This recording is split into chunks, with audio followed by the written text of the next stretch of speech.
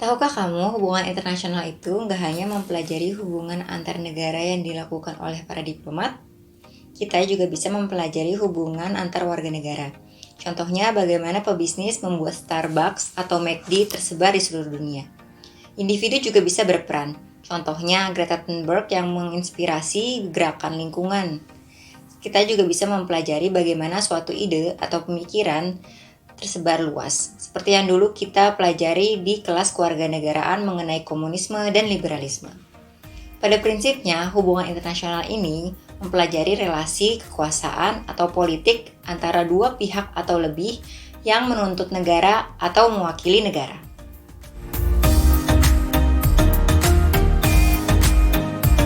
Perlu dipahami bahwa hubungan internasional ini adalah ilmu yang multidisiplin, ruang lingkupnya sangat luas. Kita biasa meminjam ilmu-ilmu lain, seperti ekonomi, sosiologi, antropologi, komunikasi, sejarah, sastra, bahkan psikologi. Kita meminjam ilmu-ilmu tersebut untuk mendapat gambaran besar dari fenomena-fenomena yang mengglobal. Tujuannya adalah untuk menciptakan perdamaian dan mencegah peperangan. HI adalah anak dari ilmu politik, jadi relasi kekuasaan dan kepentingan itu menjadi sangat kental dalam kajiannya. Kalau dulu di HIUI ada peminatan atau ruang lingkup 3 ya. Yang membedakan adalah perspektifnya. Perspektif pertama adalah politik keamanan internasional. Ini adalah perspektifnya para negarawan, para pemerintah atau negara. Nah, tujuannya itu adalah untuk menjaga stabilitas atau keamanan negara dari serangan teroris maupun serangan dari negara lain. Dan yang kedua adalah ekonomi politik internasional. Ini perspektif para ekonom, meminjam perspektif ekonom untuk menciptakan kedamaian, kesejahteraan sehingga gak usah perang seperti itu. Isu-isunya adalah pembangunan internasional, keuangan internasional, dan yang paling penting adalah ekspor impor ya. Dan yang terakhir adalah masyarakat transnasional. Ini adalah perspektif para aktivis atau pekerja sosial. Ini isu-isunya adalah hak asasi manusia, identitas, gender, lingkungan, pengungsi, dan lingkungan.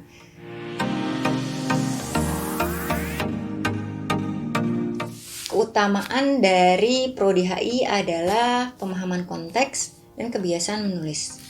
Pertama, ketajaman memahami konteks ini diperlukan karena kita memerlukan gambaran besar terkait fenomena-fenomena global ya. Seperti Perang Dunia I, Perang Dunia II gitu. Tapi hal-hal sederhana seperti pengadaan panda di Taman Safari Indonesia juga bisa loh. Jadi kita akan paham bagaimana, panda itu tidak hanya sekedar menjadi hiburan atau edukasi di Taman Safari, tapi ada kepentingan Tiongkok terhadap Indonesia. Contoh lain adalah banyaknya warga negara Indonesia yang belajar di Australia ataupun di Belanda. Nah, ini nggak lepas dari hubungan bilateral antara Indonesia dengan Australia dan Indonesia dengan Belanda.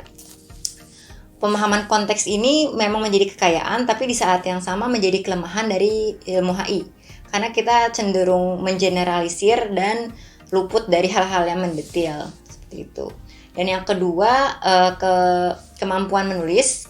Kita itu biasanya tugasnya adalah makalah. Kita dituntut untuk menulis esai argumentatif, sehingga ini menjadi keahlian tersendiri ya. Untuk kemampuan diplomasi atau negosiasi biasanya dilakukan di luar kelas lewat simulasi sidang PBB yang diselenggarakan oleh ekstrakurikuler. Di beberapa kampus memang ada kelas praktik diplomasi, cuma kurang tereksplorasi dan jatuhnya memang teoretis sih. Jadi ada 2 tadi ya, keutamaannya adalah pemahaman konteks dan kemampuan menulis. Nah, ini akhirnya menjadi modalitas bagi lulusan HI untuk bekerja. Umumnya itu bekerja sebagai diplomat, dosen, peneliti atau analis kebijakan di swasta ataupun di lembaga negara. Kemudian juga ada yang menjadi jurnalis, ada yang menjadi pekerja sosial di LSM nasional maupun internasional. Juga staf organisasi internasional seperti PBB.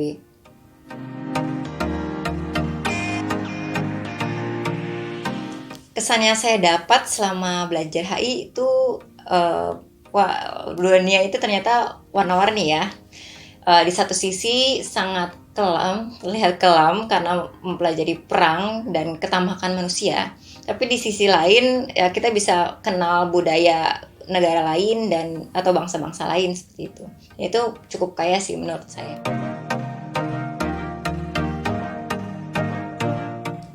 Terkait potensi dan karakteristik anak-anak HI itu tidak ada yang spesifik sebenarnya.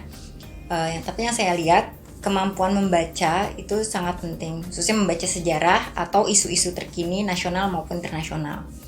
Selain itu, kepribadian yang supel atau gaul itu juga menjadi nilai lebih sih ya, karena kita lihat dalam praktiknya itu kan para diplomat adalah orang-orang yang bisa membangun hubungan dengan diplomat dari negara lain, itu akan menjadi nilai lebih. Terkait kepribadian introvert atau extrovert itu sebenarnya tidak ada kendala yang berarti sih, cocok-cocokan aja. Cuma memang kita ditantang secara tradisi, pola pikir maupun kepribadian ya. Jadi ada baiknya kita mengenali diri dan mengakar sehingga tantangan tersebut bisa dihadapi dengan cara bijaksana.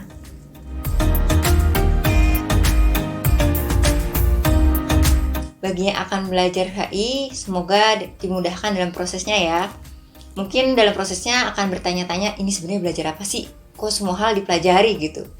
Ya, jangan khawatir, pilih saja isu yang kalian suka, tekuni isu tersebut, nanti juga ketemu insya Allah harinya di mana. Jadi, semangat!